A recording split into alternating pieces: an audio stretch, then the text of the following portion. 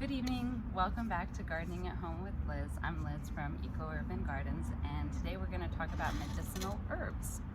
So the first couple herbs I have for you today are lemon balm and hyssop.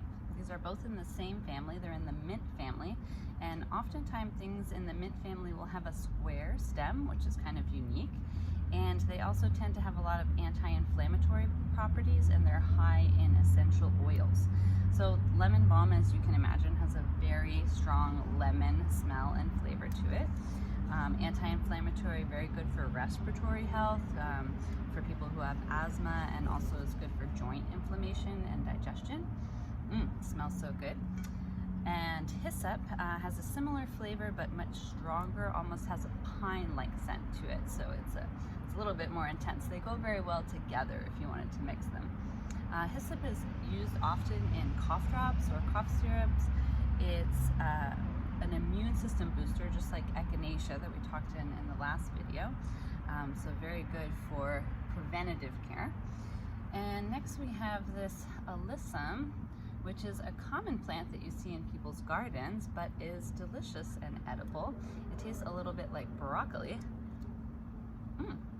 So I would use it in a salad. It's not really so good for making tea, but you could do a salad or you could saute it. And it's very high in vitamin C. So sailors actually used to use it on long voyages to prevent from getting scurvy, because it keeps a lot better than oranges and was a lot cheaper.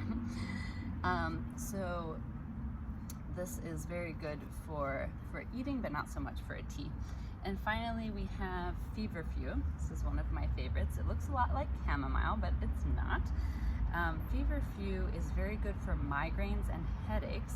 And it also helps prevent muscle spasms. So it's often been used as a tea. You can eat all parts of it. You can eat the leaves and also the flower.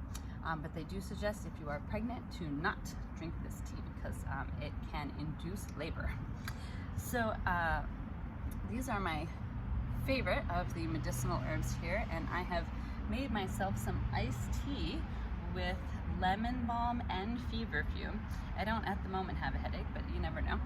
So let's go ahead and put a cute little garnish on here. Oh! Now I have my little summertime medicinal iced tea. Really good. Perfect for a 100-degree day in the San Gabriel Valley. So that was it for our medicinal herbs, and we'll explore more of them at a later date. Thank you so much for joining us, and I'll see you next week. Bye!